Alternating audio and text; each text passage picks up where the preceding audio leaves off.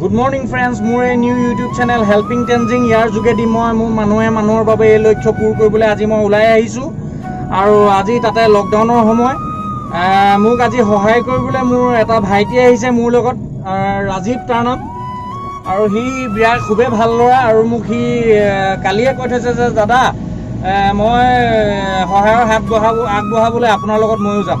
মই বোলো ঠিক আছে তুমি ওলাবা। আৰু দ্বিতীয়তে আজি মোৰ এই লক্ষ্যটো হৈছে আজি মই সেই মানুহখিনিৰ কাষলৈ যাম যি নেকি তেখেতসকলৰ মানসিক বিকাৰগ্ৰস্ত তেখেতসকলৰ কোনো স্থায়ী স্থান নাই বাস কৰিবলৈ। তেখেতসকলে গছৰ তলত থাকে, ফুটপাথত থাকে, তেখেতসকলে কি খাইছে কি নাখাইছে তেখেতসকলে হয়তো নিজেও নাজানে চাগে।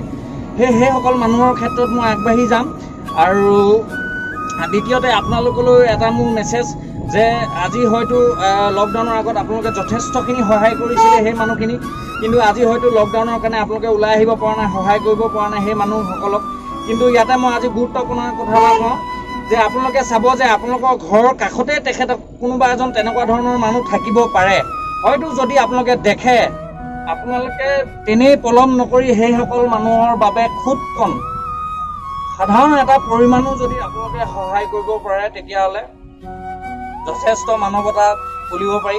আৰু আপোনালোকে ওলাই আহক সেইসকল মানুহক সহায়ৰ হাত আগবঢ়াবলৈ, কিয়নো আজি আপুনি আপোনাৰ ঘৰত, মই মোৰ ঘৰত, মই যেনেকৈ হ'লেও চাউলকেইটাই হ'লেও কিবা এটা হ'লেও খাই আছোঁ, কিন্তু সেইসকল মানুহক আজি কোনোবাই আমি যদি নিদিওঁ সেইসকল মানুহে কেতিয়াও খাবলৈ নাপায়। আৰু সেই গতিকে মই আজি ওলাই আহিছোঁ সেইসকলৰ ক্ষেত্ৰত সহায়ৰ হাত আগবঢ়াবলৈ। আৰু মোৰ এইটোৱে আপোনালোকৰ অনুৰোধ থাকিল, আহক ওলাই আহক সেইসকলক সহায় কৰিবলৈ।